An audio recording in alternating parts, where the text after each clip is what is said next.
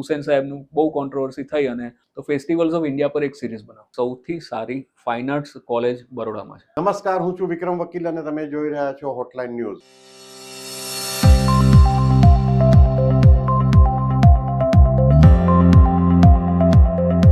આજે આપણી સાથે મહેમાન તરીકે છે ઓજસભાઈ દેસાઈ. ઓજસભાઈની ઓળખાણ તમને આપું તો ખૂબ વર્સેટાઇલ પર્સનાલિટી છે અને કોઈ એક વિષય પર જ એમની સાથે વાતચીત કરવા કરતાં અમે એવું નક્કી કર્યું કે ઘણા બધા વિષયો આપણે આવરી લઈએ, કે ઇન્ફોર્મલ જ વાતચીત કરીએ.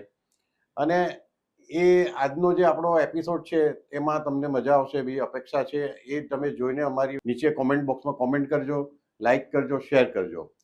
ઓજસભાઈનું થોડું ઓળખાણ આપને આપી દઉં તો ઓજસભાઈ મિકેનિકલ એન્જિનિયર છે. SVNITમાંથી એમણે ડિગ્રી લીધી હતી. ત્યાર પછી એમણે થોડા વર્ષો રિલાયન્સમાં કામ કર્યું. મેનેજમેન્ટની કોલેજમાં એમણે લેક્ચરર તરીકે ઘણા વર્ષો સેવા આપી અને આજે પણ એમના જે સ્ટુડન્ટ્સ છે તે બધા એમને મળવા આવતા રહે છે.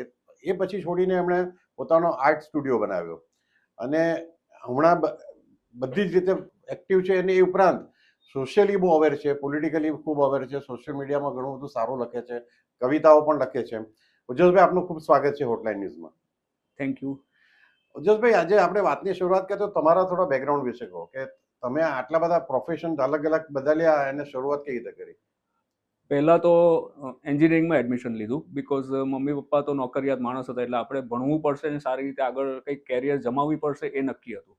પછી MBA કર્યું, પછી 10 વર્ષ કોર્પોરેટમાં જોબ કરી, ટોટલ 9.5 વર્ષ કોર્પોરેટમાં જોબ કરી. પછી એક મારી દિલ્હીની વિઝિટમાં અને એ પહેલાં કંપનીની જોબના અનુસંધાનમાં હું ફ્રેન્કફર્ટ ગયો હતો, જર્મની. ત્યાં આર્ટના અને પેઇન્ટિંગ્સના સ્ટોર્સ જોયા, મેં આર્ટ ગેલેરીઝ જોઈ. તો મને એવું થયું કે આ કામ સુરતમાં કરી શકાય કે કેમ. તો એ કારણથી પછી મેં મારો જૂનો ફ્લેટ હતો યુનિયન પાર્કનો, એની દિવાલો તોડીને અંદર જ ગેલેરી બનાવી, કારણ કે વધારે પૈસા હતા નહીં. આ થયું 2000માં. અને આ સમયે સુરત નાનું સિટી હતું અને કલાની સમજ ઓછી હતી. એટલે તરત જ મને એક સત્યનું ભાન થયું કે આ વસ્તુ ચાલવાની નથી. મીન્સ એટલી ઇન્કમ તરત નથી થવાની, આમાંથી હું એટલું કમાવાનું નથી. હવે ઘરની લોન બાકી હતી, કારની લોન બાકી હતી. એ કારણથી પછી મેં નક્કી કર્યું કે ગેલેરી તો ચલાવીશ, આ મને ગમે છે કામ, બહુ જ ગમે છે, આ મારું પેશન છે. મને આખો કલાનો બિઝનેસ કરવો અને કલાની સાથે જોડાયેલા રહેવું ગમવા માંડ્યું. મેં કીધું આ ચલાવીશ તો ખરો, પણ મારે પેરેલલ ઇન્કમ ઊભી તો કરવી પડશે. તો પેરેલલ ઇન્કમ ઊભી કરવા માટે મેં એક MBA થયો હતો, એ ક્વોલિફિકેશનના આધારે એક BBA કોલેજમાં મેં જોબ લીધી.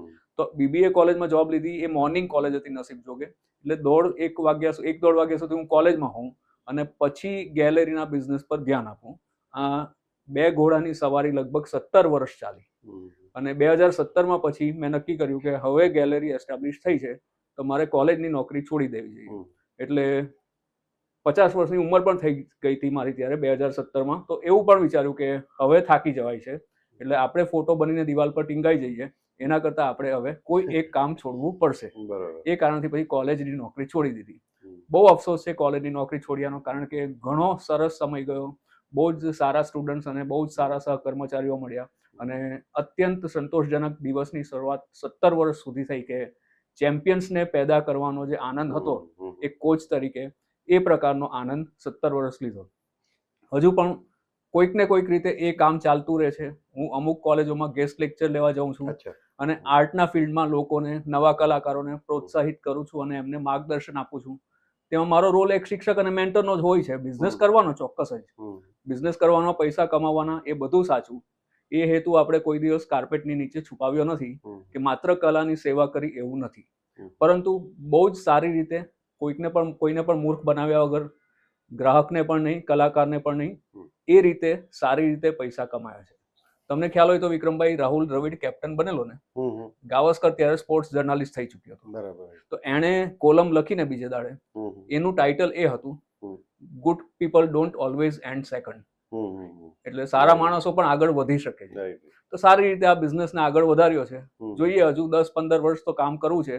10-15 નહીં ને 20 વર્ષ કામ કરવું છે એવી ઈચ્છા છે આ લાઈનમાં.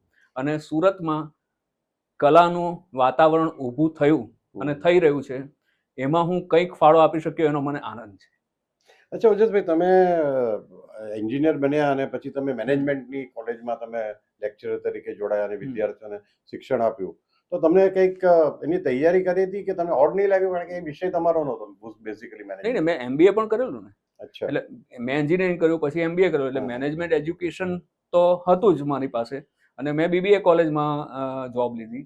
અને એમાં થયું એવું કે મારી પાસે કન્સેપ્ચ્યુઅલ નોલેજ તો હતું કારણ કે MBA કરેલું હતું, અને મારી પાસે 10 વર્ષનો પ્રેક્ટિકલ અનુભવ પણ હતો, રિયલ ટાઈમ જોબનો અનુભવ મેનેજમેન્ટનો. તો એ કારણથી એક શિક્ષક તરીકે મારી વાત ક્લાસરૂમમાં વધારે રસપ્રદ અને અસરકારક બની એવું હું માનું છું.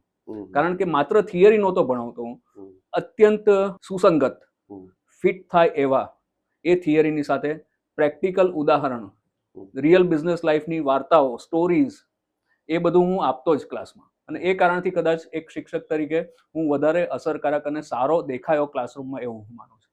તમે શું એન્જોય કર્યું સૌથી વધારે જ્યારે તમે શિક્ષક તરીકે કામ કર્યું દરેક અલગ અલગ પ્રોફેશનમાંથી? તો તમને શું લાગ્યું તમને સૌથી વધારે ગમતી તમે જે શિક્ષણ આપ્યું, લેક્ચર આપ્યા, વિદ્યાર્થીઓને ભણાવ્યા, એમાં તમને કઈ બાબતનો સૌથી વધારે આનંદ થયો? ક્લાસરૂમમાં જે 3 કલાક તમે 1 કલાકના 3 લેક્ચર લો ને, અને પછી છોકરાઓની આંખમાં જે અપ્રિશિએશન દેખાય કે નહીં, ત્યારે ખબર પડે કે આપણે સારી રીતે આ 1 કલાક ભણાવ્યું. હું પોતે બહુ નમ્રતાપૂર્વક એવું માનું છું કે હું પોતે જે કંઈ છું એમાં મારા માતા પિતા અને મારા અમુક મહાન શિક્ષકોનો ફાળો છે. બાકી મારામાં એવી કોઈ ખાસ વાત નહોતી કે હું આટલો સફળ વ્યક્તિ બની શકતે. એસ્પેશિયલી મારા અમુક શિક્ષકોની વાત કરું તો હું કદાચ મારા જે સૌથી નીવડેલા 4-5 શિક્ષકો છે એમને જો 100 માર્ક્સ આપીએ તો હું 50-55 માર્ક્સ મળે એટલું જ ને એવું જ ભણાવતો હતો, તો પણ વિદ્યાર્થીઓને ગમ્યું. એ 3 કલાક જે હતા ક્લાસરૂમમાં ડેઈલી, એ મારો બેસ્ટ ટાઈમ હતો. શિક્ષણ પેલી એક પ્રોફેસર તરીકેની કારકિર્દીની વાત કરો તો. બાકી જે એડમિનિસ્ટ્રેટિવ ટાસ્ક હોય, પેપર ચેકિંગ, આ તે બધું, એ બધું એટલું ગમે નહીં કોઈને, પણ એ તો એક જવાબદારીનો ભાગ છે, એટલે એ પણ દિલ દઈને કરવું પડે, કાળજીપૂર્વક કરવું પડે, ચીવટપૂર્વક કરવું પડે, કારણ કે છોકરાઓના ભવિષ્યનો સવાલ હોય એની સાથે પણ ગમતું કામ પેલું 3 કલાક ભણાવવાનું જ હતું. જી, પછી તમે આર્ટ ગેલેરી સાથે કામ ચાલુ રાખ્યું. તો તમારી દ્રષ્ટિએ આર્ટ જ્યારે શરૂ કર્યું 2000ના વર્ષમાં, તમે આર્ટ ગેલેરી શરૂ કરી, ત્યારે સુરતમાં બીજી કોઈ આર્ટ ગેલેરી હતી કે તમારે પહેલી જ? સુરતમાં વિક્રમભાઈ આજની તારીખમાં પણ એક ટ્રુ સેન્સમાં આર્ટ ગેલેરી કહી શકો એવી કોઈ જ નથી. એટલે ડિસ્પ્લે માટે ગેલેરી હોય એ અલગ વસ્તુ છે. લાઈક તમે વનિતા વિશ્રામ કે સાયન્સ સેન્ટરની ગેલેરીની વાત કરો તો એ શો માટે જગ્યા ભાડે આપે છે એ લોકો, પ્રોફેશનલ ગેલેરી નથી. એટલે જે આર્ટ વેચનાર વ્યક્તિ કોઈ નથી, સારી આર્ટ વેચનાર વ્યક્તિ કોઈ નથી. પણ એટલે કોમર્શિયલી વાત કરીએ આપણે, તો તમે એ જમાનામાં શરૂ કર્યું ત્યારે કદાચ આટલું બધું અવેરનેસ પણ નહોતી ને સુરતની વસ્તી પણ આટલી નહોતી, અને તો એ વખતે બીજી ડિમાન્ડ હતી ખરી? આજે તમે એટલે મેં શું કર્યું વિક્રમભાઈ કે એક સરળ અને એક વ્યવહારુ અને એક ડાપણભર્યો અભિગમ અપનાવ્યો. શરૂઆતમાં હું ઓરિજિનલ પેઇન્ટિંગ્સ, ઓરિજિનલ આર્ટ બહુ ઓછી રાખતો હતો, વેચતો જ નહોતો. હવે ઓરિજિનલ પેઇન્ટિંગ્સના પોસ્ટર મળે બજારમાં, એ ઓફિશિયલી પબ્લિશ થયેલા, એવું નહીં કે કોઈ બેનામી છાપી નાખે. જે ઓરિજિનલ પેઇન્ટિંગનો માલિક હોય એને રોયલ્ટી આપીને આ આર્ટ પ્રિન્ટ છાપવામાં આવે, ને સરસ ક્વોલિટીના પેપર પર સારામાં સારી રીતે પ્રિન્ટ કરેલું હોય, એટલે તમે જો હો નહીં તો પેલાને લાગે નહીં કે આ ઓરિજિનલ નથી, ફ્રેમ કર્યા પછી તો ખબર જ ના પડે, પણ after all it is a poster, so એ ઘણું ઇકોનોમિકલ હોય. એટલે હું તમને કહું તો 2 ફૂટ બાય 3 ફૂટનું પિકાસો કે વિન્સેન્ટ વાન ગોગનું પોસ્ટર હું ફ્રેમ સાથે 6000 રૂપિયામાં વેચી શકું, એટલું સસ્તું હોય. એ કેટેગરી જ એના માટે બની છે. અને સામાન્ય માણસ આર્ટનો આનંદ ઉઠાવી શકે એ હેતુથી આજની તારીખમાં પણ આર્ટ પ્રિન્ટ્સનો બિઝનેસ આખી દુનિયામાં એકદમ વ્યવસ્થિત રીતે અને સારી રીતે ચાલે છે. એટલે શરૂઆતમાં મેં ઓરિજિનલ આર્ટ વેચવાનું રાખ્યું જ નહોતું. એ 8-10 વર્ષ પછી ધીમે ધીમે હું વધારતો ગયો, બિકોઝ મને ખબર પડી ગઈ કે આ વસ્તુ નંબર 1 ઇન્વેસ્ટમેન્ટની દ્રષ્ટિએ મને પોસાય એવું નથી, મારી પાસે જેટલા પૈસા નહોતા, અને સેકન્ડલી સુરત કદાચ ત્યારે તૈયાર નહોતું કે કોઈ વ્યક્તિ આવે ને તમારી પાસે લાખ કે 5 લાખનું પેઇન્ટિંગ લઈ જાય. એ માહોલ ખરેખર નહોતો સુરતમાં ત્યારે, અથવા હતો તો ઘણા ઓછા પાયે હતો. ને સુરતનો એક ડિસએડવાન્ટેજ છે, સુરતમાં બિઝનેસ ચાલુ કરવામાં એક મોટો ગેરલાભ એ છે વિક્રમભાઈ કે અમદાવાદ અને મુંબઈ બેવ બહુ નજીક છે. એટલે ઘણા વ્યક્તિઓને હાઈ એન્ડ પ્રોડક્ટ્સ માટે એવી ઈચ્છા હોય છે કે અમદાવાદ જઈને ખરીદીએ, મુંબઈ જઈને ખરીદીએ, અને એ વાત એમની સાચી પણ છે, કારણ કે મુંબઈમાં મારા કરતાં 10 ગણા સ્કેલ પર ચાલનારી 25 ગેલેરીઓ છે, પણ અગેઇન એ ગેલેરીઝ જે આર્ટ રાખે છે તે પુષ્કળ એક્સપેન્સિવ આર્ટ પણ રાખે છે. એટલે MF હુસૈન કે SH રઝા જેવા પેઇન્ટર્સની આર્ટ, જે એક પેઇન્ટિંગ 5 કરોડ 6 કરોડનો હોય, એ બધા આ લોકો લઈને બેઠેલા છે right there in the shop. એટલે જે રીતે હું 5 લાખની વસ્તુ વેચી શકું છું, એ રીતે એ લોકો 5 કરોડની મુંબઈમાં વેચી શકે છે. એટલે એ કારણથી મને ઓરિજિનલ આર્ટ વેચવામાં તકલીફ ઘણી પડી. પરંતુ ઓરિજિનલ આર્ટમાં છે ને વિક્રમભાઈ, એક બહુ અદ્ભુત રીતે બધી ગેલેરીઓ, બહુ સરળ રીતે બધી ગેલેરીઓ કામ કરતી હોય છે, જે બહુ સિમ્પલ કામ છે. મારે ગેલેરી ઊભી કરવાની, જગ્યા મારે ઊભી કરવાની, રાઈટ. હવે મારી સાથે 25 આર્ટિસ્ટો જોડાયેલા છે, કરેક્ટ. એ 25 આર્ટિસ્ટોની આર્ટ હું ખરીદું નહીં. તમે સમજ્યા ને?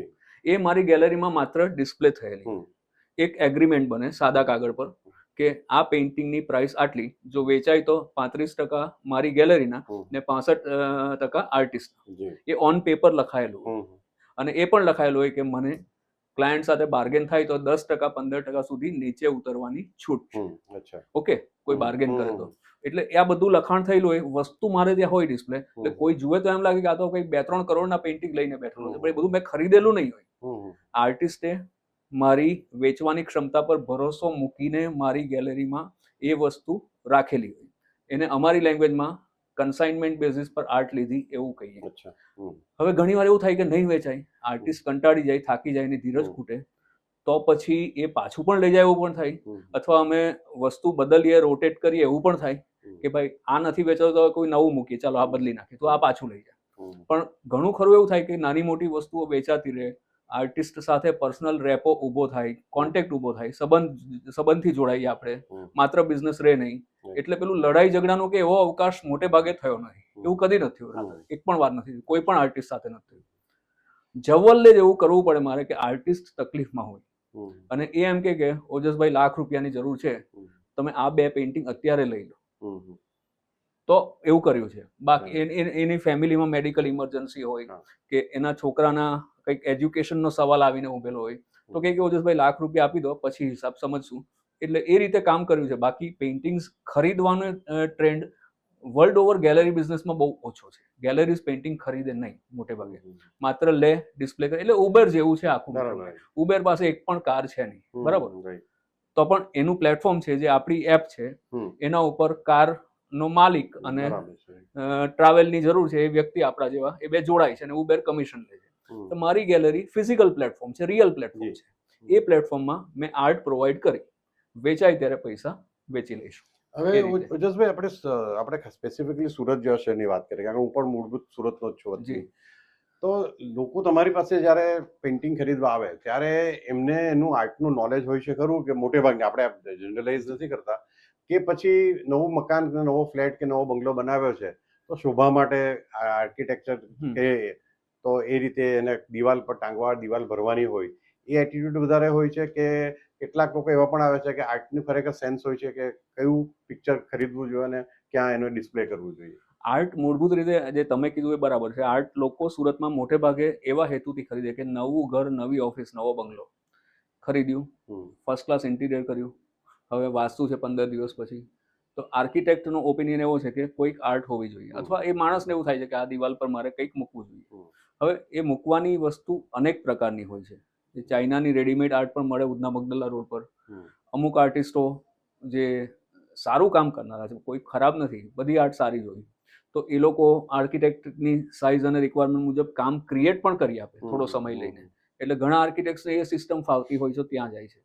હવે બીજો મારો જે અત્યારે આર્ટ વેચવાનો હેતુ છે વિક્રમભાઈ, એ આ તો છે જ કે કોઈએ ઘરમાં મૂકવી છે, નવા બંગલામાં મૂકવી છે, તો મારી વસ્તુ લે અથવા ક્યાંયથી પણ લે, તો એ આર્ટ એક ડેકોરેટિવ પીસ તરીકે માણસ લે છે. અને આર્કિટેક્ટ્સ પણ ઘણીવાર પેલું મેચિંગ ને કલર મેચિંગ ને ઓવરઓલ સ્કીમ સાથે કેવી લાગે એ બધું વિચારે. હવે બીજી કેટેગરીની આર્ટ એવી છે કે થોડી એક્સપેન્સિવ છે, તો એ આર્ટ ફોર ઇન્વેસ્ટમેન્ટ થઈ જાય. એટલે તમે કદાચ એ દિવાલ પર મૂકો નહીં એવું પણ બને, કદાચ તમે એને પેક કરીને રાખી મૂકો એવું પણ બને, કદાચ તમે દિવાલ પર મૂકો અને તમને ખ્યાલ છે કે આ ઓવરઓલ સ્કીમ છે મારા આ રૂમની, એમાં નથી સૂટ થતી, પણ મોટા આર્ટિસ્ટની આર્ટ છે તો અપ્રિશિએટ થશે. તો આ ટ્રેન્ડ સુરતમાં કોરોના પછી ખાસો વધ્યો છે. લોકો આર્ટમાં પૈસા ઇન્વેસ્ટ કરતા થયા છે. અને ઘણા લોકો એ પહેલા પણ કરતા હતા, જે મારી પાસે નહોતા લેતા ઓફકોર્સ, કારણ કે હું ત્યારે પ્રોવાઈડ જ નહોતો કરતો એ વસ્તુ. એ લોકો મુંબઈ, દિલ્હી જઈને ગેલેરીઝમાંથી આર્ટ લેતા હતા. અને ઘણા લોકોએ સિરિયસલી આ કામ કર્યું છે. મીન્સ સિરિયસલી એટલે તમે માની નહીં શકો એટલા મોટા સ્કેલ પર આર્ટ ઇન્વેસ્ટમેન્ટનો બિઝનેસ કર્યો છે. ઘણા લોકો સુરતમાં જ. હમ હમ. હા, પણ હું તમારી એ વાત સાથે સંમત થાઉં છું કે ઓરિજિનલ આર્ટ સુરતમાં વેચવી હજુ પણ થોડી અઘરી પડે. હમ. પહેલું કામ મારે એને મોટિવેટ કરવાનું હમ. કે ભાઈ તું ઓરિજિનલ આર્ટ લે. બીજું કામ મારે એને એજ્યુકેટ કરવાનું હમ. કે જુઓ આટલી વસ્તુ છે, આ પ્રકારની આર્ટ છે, આ પોસ્ટર છે, આ આર્ટ પ્રિન્ટ છે, આ સસ્તું હોય પણ આ રિપીટ થાય, હું જ પાછો લાવીને વેચીશ, આ કશું એક્સક્લુઝિવ નથી. હમ. ને પછી એ મોટિવેટ થાય અને એજ્યુકેટ થાય પછી એના મગજમાં એ થોટ નાખવાનો હોય કે આ તમે ઓરિજિનલ આર્ટ લો છો, સારા આર્ટિસ્ટની વસ્તુ છે, અત્યારે એક્સ પ્રાઇસ પર મળે છે, 5 વર્ષ પછી એક્સ પ્રાઇસ પર નહીં મળશે. તમારું આખું ઘર, ફ્રીજ, ટીવી, એસી બધું ડેપ્રિશિએટ થશે, આ એક જ વસ્તુ અપ્રિશિએટ થશે. તો તમે આર્ટ લઈ લો, એક સાલી લઈ લો. પછી એક નવું સમાધાન કાઢવું પડે કે મેઇન જગ્યા પર ઓરિજિનલ આર્ટ લઈ લો. ઘરમાં હોલ છે તો મેઇન જગ્યા પર તો મૂકો ઓરિજિનલ આર્ટ. તમે અંદરના રૂમમાં જે મૂકવું હોય તમે, અંદરના રૂમમાં કોઈ ખાસ જોવા આવવાનું પણ this is your ego wall, this is your status symbol. In whole you have to have original art. અંદરના રૂમમાં, ગેસ્ટ રૂમમાં તમે મૂકો આર્ટ પ્રિન્ટ્સ મૂકો, એ પણ સારી જ વસ્તુ છે, એ પણ હું જ આપું છું, તો એ પણ લો, કંઈ વાંધો નથી. તો ઘણીવાર પછી હાઇબ્રિડ સોલ્યુશન પ્રોવાઈડ કરવું પડે કે આ જગ્યાએ ઓરિજિનલ આર્ટ લઈ લો, આ જગ્યાએ અંદર તમે પ્રિન્ટ્સ લઈ લો ફ્રેમ કરેલી, તો બજેટ કંટ્રોલમાં રહે. એટલે મારો રોલ સૌથી પહેલા તો સેલરનો હોય જ નહીં, મારો રોલ તો એડવાઇઝરનો હોય. પહેલા એ લોકોને એજ્યુકેટ કરવા પડે, મોટિવેટ કરવા પડે, એ લોકોને સમજાવવા પડે, ઘણીવાર સાઇટ પર મીટિંગ કરવી પડે, એમના ઘરે જઈને. ઘણીવાર એમને જે આર્કિટેક્ટ્સ હોય એ લોકોએ સરસ 3D ડ્રોઈંગ બનાવેલા હોય, એમાં આર્ટ મૂકીને બતાવવી પડે. એટલે 3D ડ્રોઈંગ મને આપી દે, એમાં પેલું પેઇન્ટિંગ હું ઇન્સર્ટ કરી દઉં, એ પાછું એ લોકોને મોકલી આપું, એટલે એ લોકો વિઝ્યુલાઇઝ કરી શકે કે ભાઈ આવું જ દેખાશે. મોટે ભાગે હું એવું નથી કરતો, આ એક્સરસાઇઝ હવે નથી કરતો, પરંતુ એ કરેલી છે પાસ્ટમાં. પણ તમને સુરતમાં કે ગુજરાતમાં કે આપણે વધારે મોટા ભાઈ આપી જોઈએ તો આપણા ભારતમાં ઇન્વેસ્ટમેન્ટ માટે આર્ટ ખરીદનારાઓનું પ્રમાણ બીજા દેશો કરતાં ઓછું કે બધે સરખું જ હોય? સુરતની ઇન્ડિયાની આર્ટ માર્કેટ છે ને વિક્રમભાઈ, અત્યારે ખાસી એવી અંડર વેલ્યુડ અને અંડર ડેવલપ છે. ઘણું ડેવલપમેન્ટ થયું એ છતાં પણ સી આર્ટના ઓરિજિનલ આર્ટના 2 મુખ્ય એપી સેન્ટર્સ ઇન્ડિયામાં દિલ્હી અને મુંબઈ છે ભારતમાં, બરાબર. બાકી બીજા બધા સિટીઝ જે બીજા મેટ્રોસ છે લાઈક ચેન્નાઈ, બેંગ્લોર, હૈદરાબાદ, કલકત્તા, અમદાવાદ, આ બધે પણ બહુ સારી રીતે આર્ટનો બિઝનેસ થઈ રહ્યો છે અને મોટી ગેલેરીઝ છે આ સિટીમાં પણ. અને તમે જો ચાઇના સાથે કમ્પેર કરો ને તો ચાઇનાની આર્ટ માર્કેટ આપણા કરતાં 10 ગણી છે. કદાચ ચાઇનાની કમ્પેરિઝનમાં યુરોપ અને અમેરિકાની માર્કેટ 100 ગણી મોટી છે, બંને કમ્બાઈન કરો તો. એટલા મોટા લેવલ પર ત્યાં આર્ટનું કામ થાય અને બિઝનેસ થાય અને લોકો ઇન્વેસ્ટ કરે, રીસેલ કરે. ઓક્શન હાઉસીસ છે આપણે ત્યાં પણ સરસ રીતે કામ કરનારા 2-3 મોટા ઓક્શન. એનું કારણ એ છે કે આર્ટને સમજી શકનારા, હું પોતે તમારે કહું ને, હું અંગત રીતે મને કંઈ જ ખબર નહીં પડે. મને તમે એક તરફ M.F. હુસેનનું પેઇન્ટિંગ હોય, બીજી તરફ મારી ગ્રાન્ડ ડોટરે બનાવેલું પેઇન્ટિંગ હોય ને, તો બંને ડિફરન્સમાં હું એમને કહી શકું આ છે. તો દરેક વ્યક્તિને આર્ટને સમજણ નહીં પડતી હોય તેના માટે તો એક M.F. હુસેન એક પીછા આમ તેમ મારે એવું જ લાગે. હું પોતે બી આ કોમેન્ટ કરતો હોઉં છું. તો આજે તમે કહો છો કે બધા ઇન્વેસ્ટ કરે છે, એ મોનિટરીલી એને માટે કરે છે કે ફ્યુચરમાં એને વધારે વળતર મળશે, કે આર્ટના પ્રેમી હોય છે એટલે કરે છે? આર્ટના પ્રેમી પણ હોય છે અને સ્ટેટસ સિમ્બોલ ગણનારા લોકો પણ હોય છે અને ઇન્વેસ્ટમેન્ટ ભવિષ્યમાં વધશે એ એંગલથી પણ લેતા હોય છે. હવે તમે કીધું કે M.F. હુસેનનું કામ સમજ નથી પડતી અથવા તમને બહુ પ્રિમેટિવ લાગે કે કોઈ પણ XYZ આર્ટિસ્ટ એબ્સ્ટ્રેક્ટ આર્ટ કરેલે જેને આપણે મોડર્ન આર્ટ કહીએ, એમાં ઘણીવાર થીમ હોતો જ નથી. તો આર્ટિસ્ટને પૂછો તો એ કે આનું ટાઇટલ ગોલ્ડન મોર્નિંગ છે, તો એ ગોલ્ડન મોર્નિંગ એના કહેવા છતાં મને નથી દેખાતું. પણ એ એમ કે છે આર્ટિસ્ટ કે મને કરતી વખતે મજા આવી અને મને કરતી વખતે ગોલ્ડન મોર્નિંગ ફીલ થઈ, એ માટે મેં આ બનાવ્યું અને એ માટે આનું ટાઇટલ ગોલ્ડન મોર્નિંગ આપ્યું. તમને નહીં ગમતું હોય તો આગળ વધો, ગમતું હોય તો લઈ લો, તમે લેવું નહીં લેવું તમારી મરજી છે. મેં તો બનાવ્યું છે નિજાનંદ માટે પણ વેચવું જ છે મારે. અને ઘણી આર્ટ એવું પણ નથી વિક્રમભાઈ, આપણે ઇન્ડિયામાં અત્યારે જે છેલ્લા 15-20 વર્ષનો ટ્રેન્ડ છે એમાં આર્ટ ખાસી એવી નેરેટિવ થઈ છે. મીન્સ આર્ટમાં જે સ્ટોરી છે તમને ખબર પડે છે. લાઈક ભૂપેન ખખ્ખર કરીને મોટા પેઇન્ટર થઈ ગયા બરોડામાં, એમણે સ્ટ્રીટ બિઝનેસીસ પર સરસ સિરીઝ કરેલી. શેરીમાં આપણે નાના બિઝનેસ ચાલતા હોય ફૂટપાથ ઉપર, કે પેલો કાનમાંથી મેલ કાઢનારો બેઠેલો હોય, કે કોઈ બંગડી વેચનારો બેઠેલો હોય, કે કોઈ રોડ પર પણ નાનો હજામ પેલો બેઠેલો હોય, ફૂટપાથ પર જ એ હજામની આખી દુકાન હોય, વાળ કાપનારની, કેશ કર્તન કલાકારની ત્યાં દુકાન હોય. પછી અમુક સિઝનલ બજારો ભરાતા હોય દરેક સિટીમાં, ફટાકડાની સિઝનમાં ફટાકડા, પતંગની સિઝનમાં પતંગ દોરી, આ બધા બિઝનેસીસ પર એમને સરસ સિરીઝ કરેલી. શેરડીના રસની લારી હોય, પાણીપુરીની લારી હોય, ને એના પરથી અમદાવાદના બીજા બહુ જાણીતા અને ખ્યાતનામ પેઇન્ટર નબીબક્ષ મંસૂરીએ થોડા વર્ષો પછી એને મૂવિંગ મોલ્સ નામ આપીને બીજી સિરીઝ બનાવી. સેમ સબ્જેક્ટ પણ ટોટલ અલગ ટ્રીટમેન્ટ. તો એ ખબર પડે છે તમને, જે મૂવિંગ મોલ સિરીઝ છે એમાં તમને ખ્યાલ આવે છે કે આ યસ શેરડીના રસની લારી છે અને લોકો આનંદ લઈ રહ્યા છે એનો, કે આ ફટાકડાનું સિઝનલ બજાર છે, કે આ પતંગનું સિઝનલ બજાર છે. એટલે ઘણી આર્ટ એવી છે કે તમને ક્લિયર કટ ખબર પડે. હવે તમે બીજો સવાલ એ આવે કે એમાં તમને એવું લાગે છે કે આ કામમાં બહુ મહેનત નથી કરી, બહુ આસાનીથી, બહુ અનાયાસે, વધારે આયાસ કે પ્રયાસ કર્યા વગર એણે બ્રશ ફેરવીને આ વસ્તુ ક્રિએટ કરી છે. પણ સાહેબ બ્રશ ફેરવીને 5 મિનિટમાં ઘોડાની કે સ્ત્રીની કે મધર ટેરેસાની કે કોઈ વ્યક્તિ ગાંધીજી કે હિટલરની પરફેક્ટ એનાટોમી ઊભી કરવી એ હુસેન જ કરી શકે, એ થાય જ નહીં. હુસેનની એક હ્યુમેનિટી પર સિરીઝ હતી, એમાં એણે બધા અલગ અલગ લીડર્સ અને એમના ટાઈમ ઉપર એક મોટી સાઇઝના પેઇન્ટિંગ્સ બનાવેલા, ગાંધી, હિટલર, બધા જ.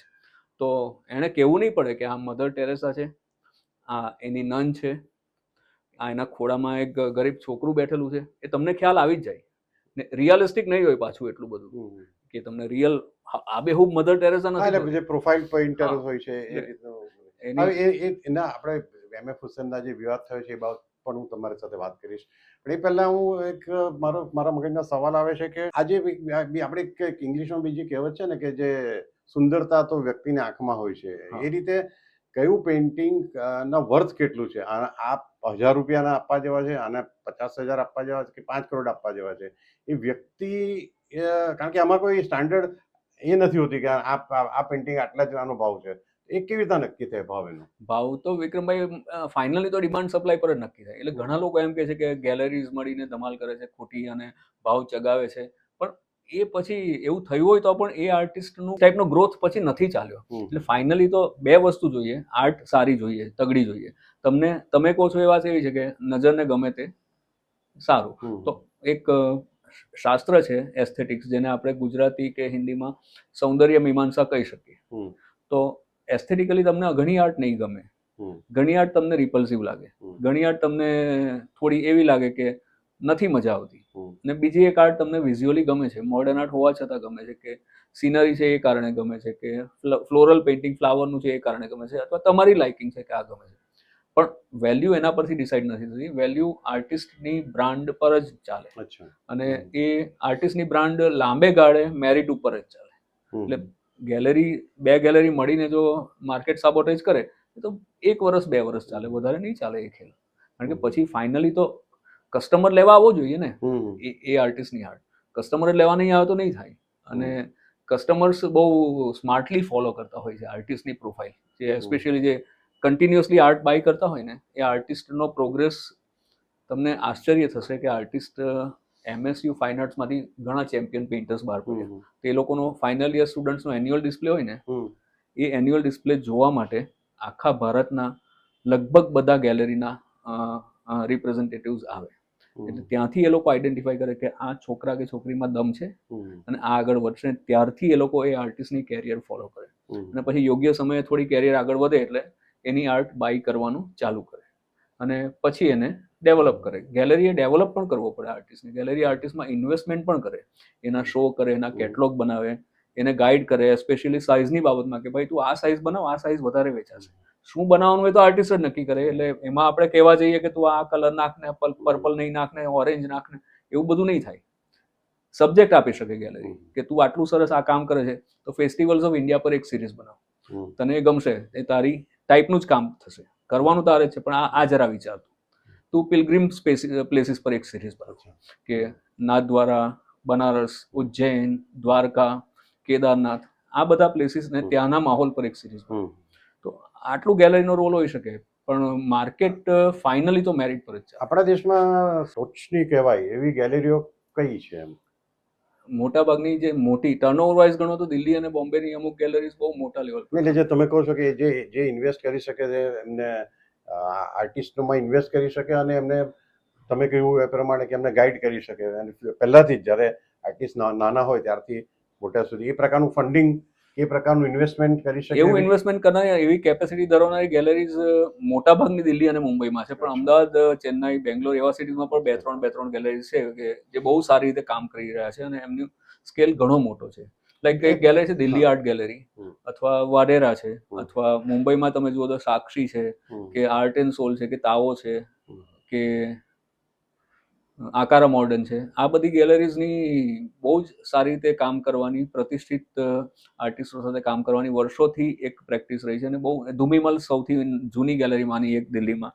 આ લોકો બહુ મોટા સ્કેલ પર કામ કરે વિક્રમભાઈ. મીન્સ મને આ તો ગઈકાલે રાત્રે એક અલ ચાપો નામની એક નેટફ્લિક્સ પર સિરીઝ જોતો હતો. બે રિયલ લાઈફમાં પેલા ડ્રગ લોર્ડ હતો, વિશ્વનો સૌથી પૈસાદાર. તો એમાં એક કેરેક્ટર છે જે ભવિષ્યમાં પ્રેસિડેન્ટ બનવા માંગે છે, મેક્સિકોની. તો એની વાઈફ, એ લોકો હસબન્ડ વાઈફ એમ સંબંધ નથી હોતા, પણ એને પ્રેસિડેન્ટ માટે કુંવાર એવું સારું એટલે લિવિંગમાં રહેતા હોય છે.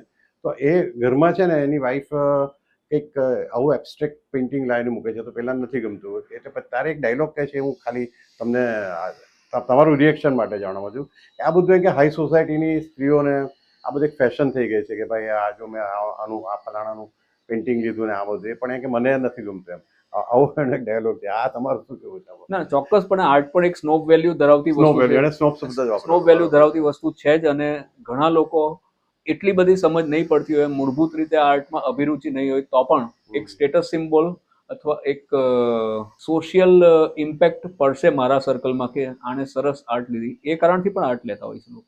મોટે ભાગે મુંબઈ, દિલ્હીની આપણે હાઈ સોસાયટીના વધારે જોવા મળે. મને મારું એવું માનવું છે એમ, કે જે એકદમ સુપર રીચ હોય છે, કે એ લોકોમાં આ પ્રમાણે વધારે જોવા મળે. ચોક્કસ. એટલે આર્ટ માટે એવું છે વિક્રમભાઈ કે આર્ટ લેનાર વ્યક્તિમાં યુઝ્યુઅલી લક્ષ્મી ને સરસ્વતી બંને હોવા જોઈએ. એટલે થોડી સમજ હોવી જોઈએ અને પૈસા હોવા જોઈએ ઓબ્વિયસલી, કારણ કે આર્ટ પેલી આપણે દૈનિક જરૂરિયાતની વસ્તુ નથી.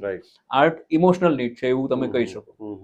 એટલે લક્ષ્મી અને સરસ્વતી બંને હોય એ જ માણસ આર્ટ લે. હવે આમાં પેલું તમે કીધું એ પ્રકારે જો કોઈ આર્ટ લેતું હોય ને કે આ વસ્તુ મારું સ્ટેટસ સિમ્બોલ બનશે અને સ્નોબ વેલ્યુને કારણે આર્ટ લેતો હોય, એને આર્ટની ઇન્ટ્રિન્સિક વેલ્યુ, બેઝિક ક્વોલિટી આર્ટની કે આર્ટિસ્ટની સ્ટોરી એ જાણવામાં કોઈ રસ જ નહીં હોય.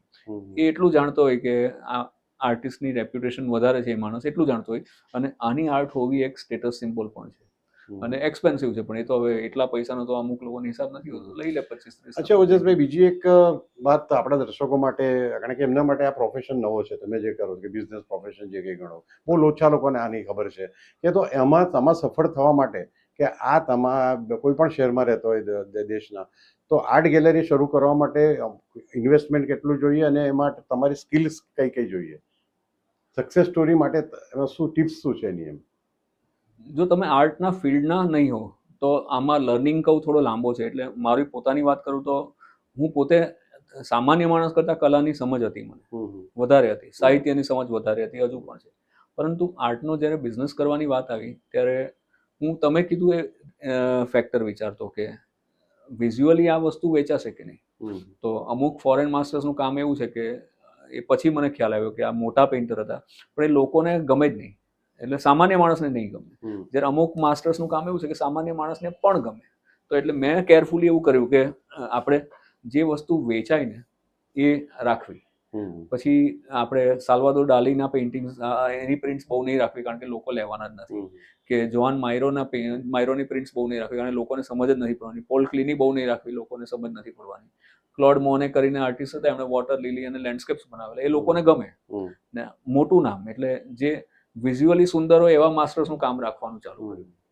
અને કોન્ટ્રોવર્સિયલ આર્ટિસ્ટનું કામ નહીં રાખવું. લાઈક હુસેન સાહેબનું બહુ કોન્ટ્રોવર્સી થઈ અને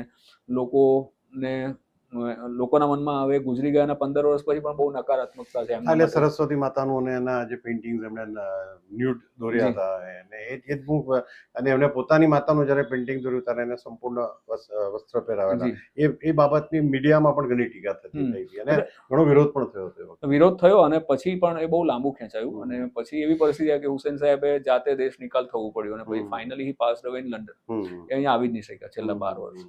હવે એમણે સરસ્વતી કે એના પેઇન્ટિંગ્સ ન્યૂડ કરેલા, એનું કારણ એ હતું, એ સ્ટોરી કદાચ એવી એમના મનમાં હતી કે વિદ્યાનું અથવા શિક્ષણનું ધોરણ ધીમે ધીમે આપણે ત્યાં નીચું જઈ રહ્યું છે અને શિક્ષણ બહુ કમર્શિયલાઇઝ થઈ રહ્યું છે. એવું કંઈક કન્વે કરવા માંગતા હતા. પણ મારો પોતાનું અંગત મંતવ્ય પણ એવું છે કે આના કરતાં વધારે સારી રીતે અથવા સુચારુ રીતે એ કન્વે કરી શક્યા હોત. આ કોન્ટ્રોવર્સી એમણે ઊભી કરવાની જરૂર નહોતી. અને બીજું એક આર્ટની બાબતમાં કદાચ છેલ્લો સવાલ કે મેં તમને જે વચ્ચે પૂછ્યું એમાં થોડું કે એ બીજી કોઈ વ્યક્તિ જેણે આર્ટની સમજ નહીં હોય અને ફક્ત બિઝનેસના એંગલથી કરવા માંગતો હોય તો એ શક્ય છે? નહીં, એ અઘરો બિઝનેસ છે વિક્રમભાઈ. જે પૂરતું લર્નિંગ નહીં થયું હોય તો માણસ ઊંધો પડે, 100% ઊંધો પડે. એવા ઉદાહરણ છે બોમ્બેમાં ને અમદાવાદમાં લોકોના, કે એ કરવા ગયા અને એવું હતું કે કોઈક એડવાઇઝર હતો, એડવાઇઝર જરા કાચો નીકળ્યો અને એવી વસ્તુઓ લઈને બેસી ગયા કે પછી આગળ એનો નિકાલ કરવાનું અઘરું પડી ગયું. પણ એ ધારો કે વેચવું હોય તો તમારે બીજા કનેક્શન પણ રાખવા પડે આર્કિટેક્ચર સાથે, કે જે યસ આર્કિટેક્ટ સાથે રાખવા પડે, જે આર્ટનો શોખ રાખનારા લોકો છે એની સાથે રાખવા પડે, આર્ટ એપ્રિશિએટ કરનારા લોકોને જાણવા પડે. એ આખું તમારો ડેટાબેઝ અથવા તમારે પોતે એક બ્રાન્ડ બનવું પડે એ સિટીમાં, કે ઓજસ દેસાઈને મળશું તો આર્ટ વિશે સારી વાત તો થશે એટલીસ્ટ. ભલે એ લઈએ નહીં લઈએ બે નંબરની વાત છે, પણ આર્ટ વિશે જાણકાર માણસ છે અને સાચી સલાહ આપશે અને જો લઈશું તો સારી વસ્તુ અપાવશે. હવે ઓજસભાઈ, તમે સોશિયલ મીડિયામાં એક્ટિવ છો અને હું તમારું વાંચું છું, તમે યોગ્ય સમય યોગ્ય ક્રિટિસિઝમ પણ કરો છો એસ્ટાબ્લિશમેન્ટનું, એમાં કંઈ ખોટું પણ નથી.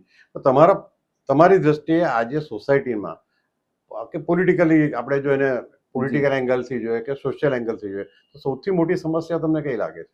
સૌથી મોટી સમસ્યા જે વ્યક્તિગત લેવલ પર પણ હું વિચારું છું ને, જ્યારે હું લોકોને મળું છું ને જોઉં છું તો ઇન્ટોલરન્સ અને લેક ઓફ પેશન્સ, એટલે ધીરજ નથી અને સહિષ્ણુતા નથી લોકોમાં, એ ઘટી રહ્યા છે ધીમે ધીમે.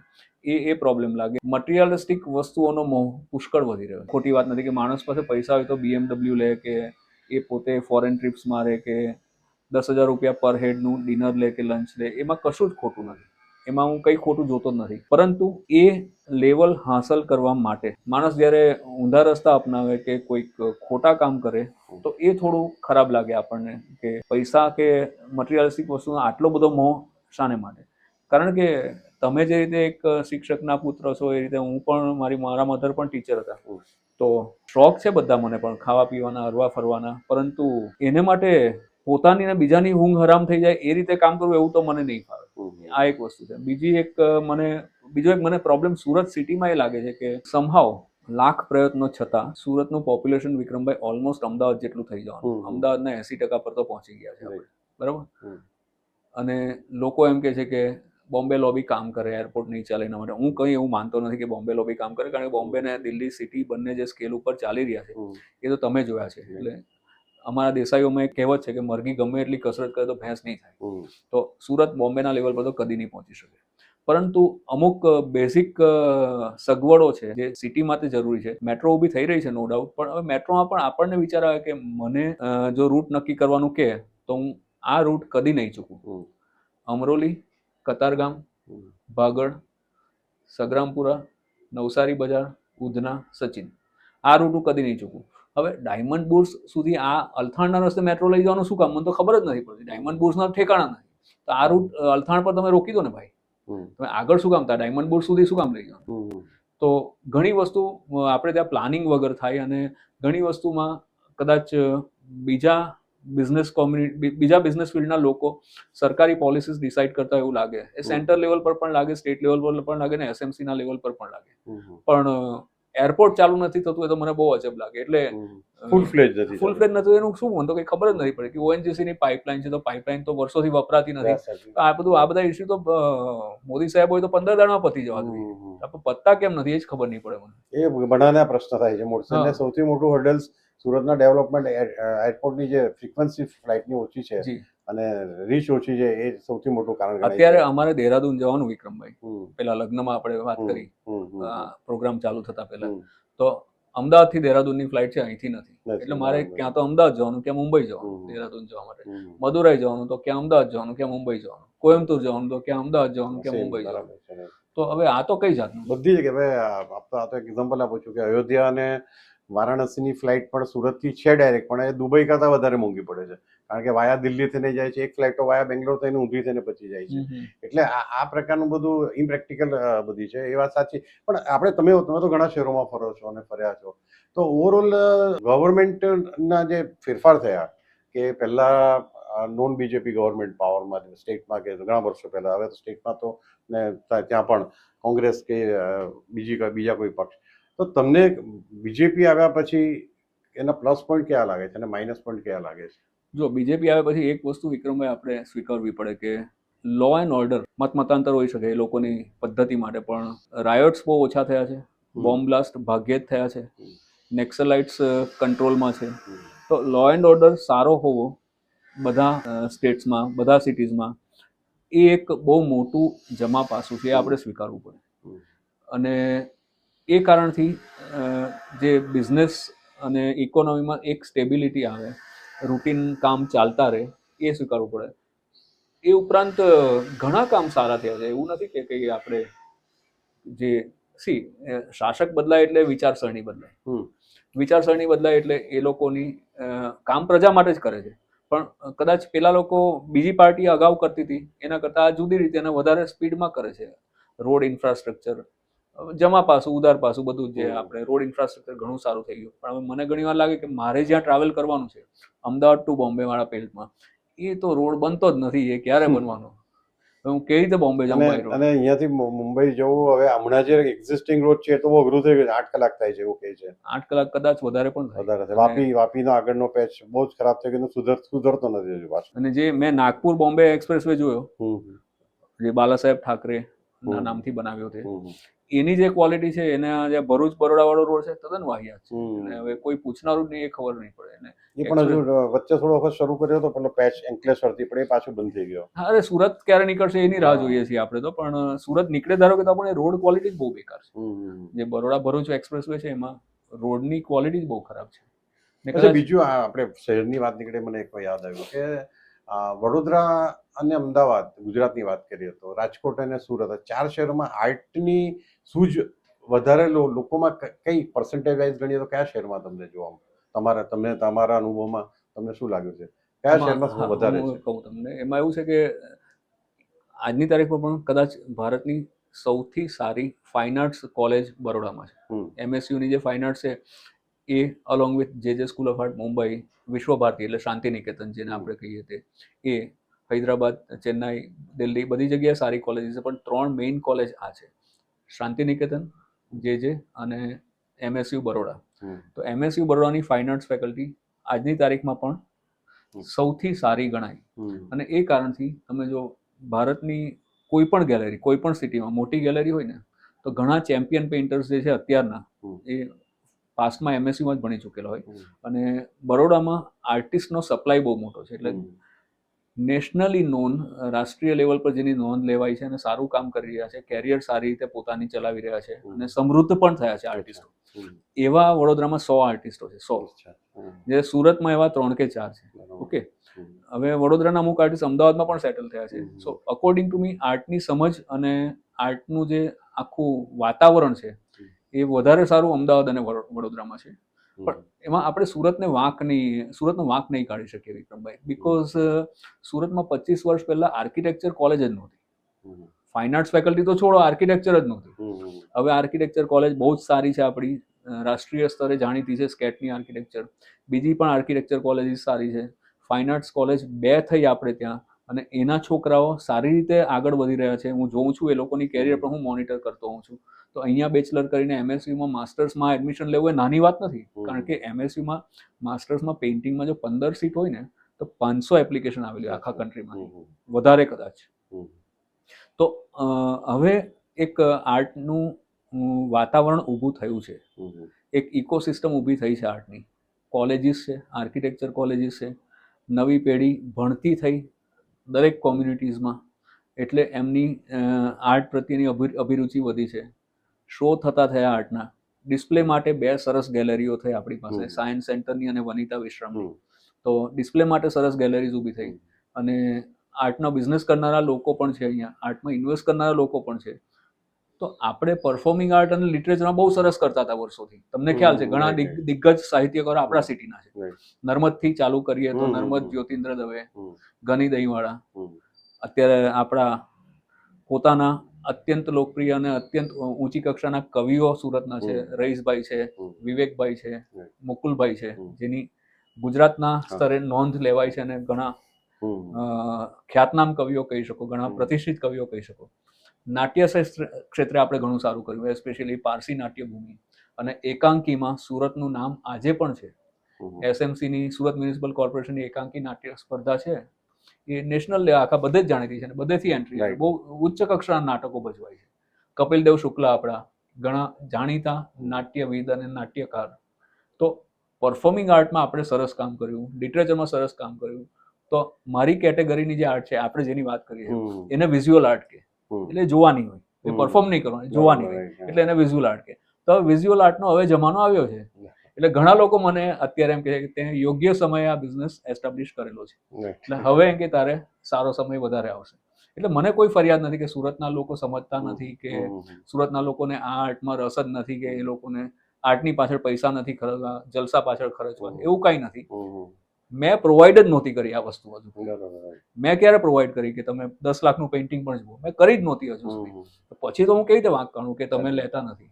હવે હું પ્રોવાઈડ કરીશ હવે, કે કરી રહ્યો છું અને એના સારા ફળ મળી રહ્યા છે અને લોકો બહુ જ આનંદપૂર્વક એટલીસ્ટ વાત કરે છે, આવીને કલાક બેસે છે, ચર્ચા કરે છે. પછી ભલે હું ધારું એના કરતાં ઓછા બજેટની આર્ટ લઈ જાય, પણ ગમે ત્યારે લેશે આ માણસ, આપણને ખ્યાલ આવી જાય કે ભવિષ્યમાં લેશે. તો વધારે આજની તારીખમાં પણ તમારી વાત સાચી છે કે વધારે સારું કલા માટેનું વાતાવરણ અમદાવાદ અને વડોદરામાં છે, સુરત અને રાજકોટની સરકાર. Thank you very much Ojasbhai, તમે અમારી સાથે જોડાયા. મિત્રો, તમે ઓજસભાઈને સાંભળ્યા અને વિવિધ વિષયો પર એમણે ખૂબ સુંદર રીતે એમાં અભિપ્રાય આપ્યા. અને ફરીથી હવે આવા જ એક મહેમાનને લઈને આપની સમક્ષ હાજર થઈશું. Thank you. થેન્ક યુ વિક્રમભાઈ. અમારી હોટલાઇન ન્યૂઝ ચેનલને લાઇક, શેર અને સબસ્ક્રાઇબ કરજો.